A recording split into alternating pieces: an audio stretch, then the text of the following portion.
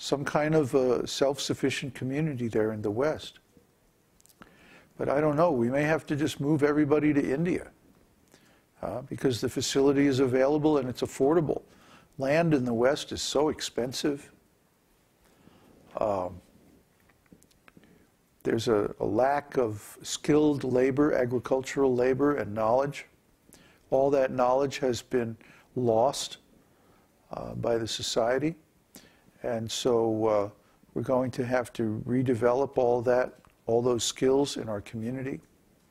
And it's going to be, I think it's going to be a very close thing, whether we make it or not, even starting now. So that's why I put so much emphasis on creating communities. Maybe if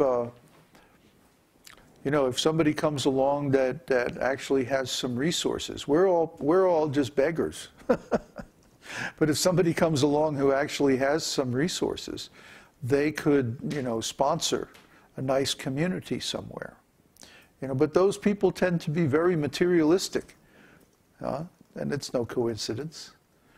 And they're thinking that there's some material cure, some material solution for the problems that face us. But no, that's what we've been saying all along. The problem is spiritual, the cause is spiritual, and so the cure is also spiritual. See? The cause is the collective karma of the Western society, which is based on meat eating, killing, economic exploitation, slavery, misuse and mismanagement of material resources, and nasty politics and lies and so on. It's a very nasty civilization, this Western civilization. And that's why it's breaking down. Its karma has finally caught up with it. And no matter how much they try to prop it up, it has reached the end of its useful existence. So it's going away, and a lot of people are going to go away too. Meanwhile, we need to cultivate and spread this knowledge, this spiritual knowledge, so that people in the future can restore the normal human civilization which is based on God. But to do that, first people are going to have to stop believing that this materialistic way of life is going to work. It's not going to work. And the crash that we're experiencing now has been more or less inevitable. It was simply a matter of time. And now the time is here. And we've been saying this for years now. The articles on the web go back, our articles on the web go back to like 2003. So I'm sorry if you're just coming lately. We tried to get the word out. We didn't have any help. Our God brothers opposed us. Everybody seemed to be dead set on not cooperating for so long. We persisted, and now we're starting to have a little bit of an impact. But I'm sorry if it's taken so long. Maybe what we need to do is discuss everybody cashing in their chips and coming and joining us in India. Because we only have enough money to get a little piece of land, maybe big enough to support our 5 monks, If we're going to do more than that, we need to have some alternate form of organization. We can discuss all this in New Jersey over Janmashtami.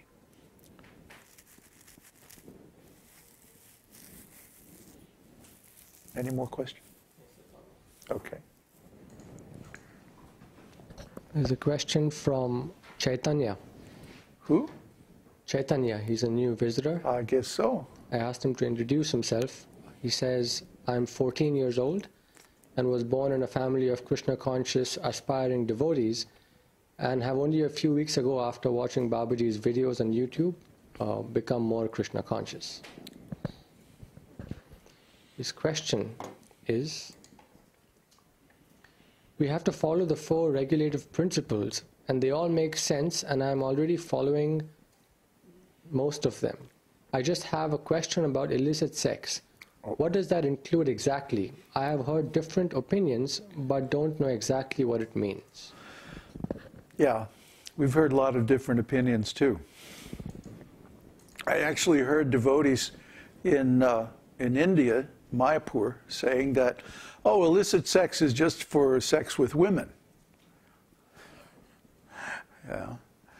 No, illicit sex, Srila Prabhupada's definition of illicit sex is any sex life which is not performed according to the Vedic system of garbhadhan samskara.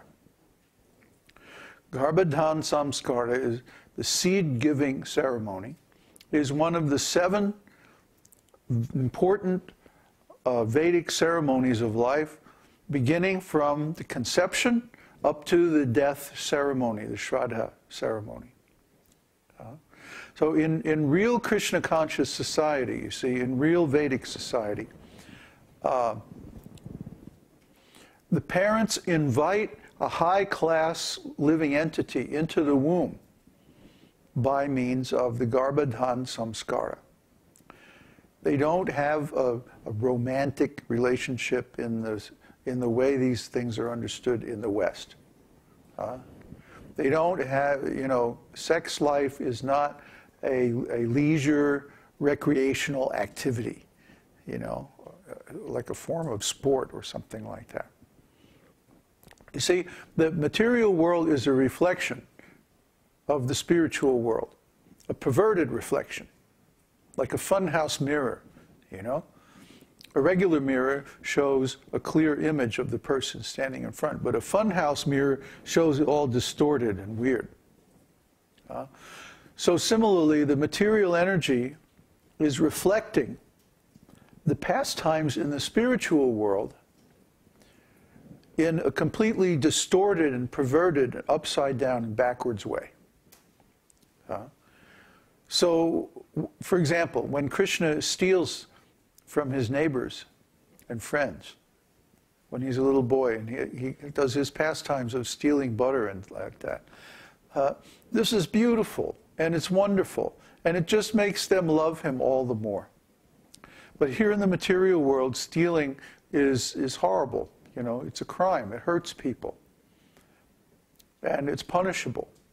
In Vedic times, they used to punish thieves by cutting off their hands. Because in this material world, you see, people need things to actually, there's always a scarcity or a threat of scarcity. And so when you steal from someone, you increase their anxiety.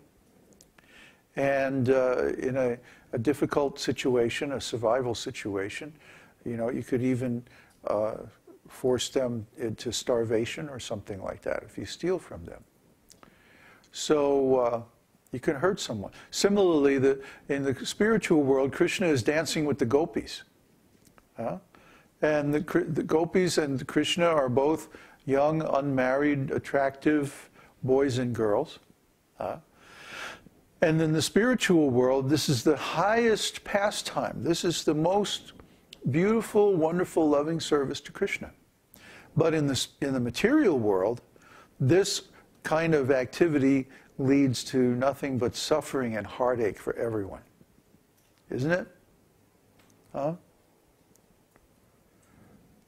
often tell the story of my friend, my older musician friend in high school, who was at the top of the popularity in her high school class.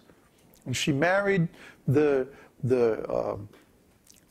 star quarterback of the all-state champion football team in her right after her senior year in high school. And then I went off being a musician and traveling and going to school and, doing gigs and stuff. And I wound up in India. And years later, I came back. And just for the heck of it, I looked her up. And what was she doing? She was miserable. She was on welfare. She had 2 kids. She was divorced. Her husband had turned into a wife abuser.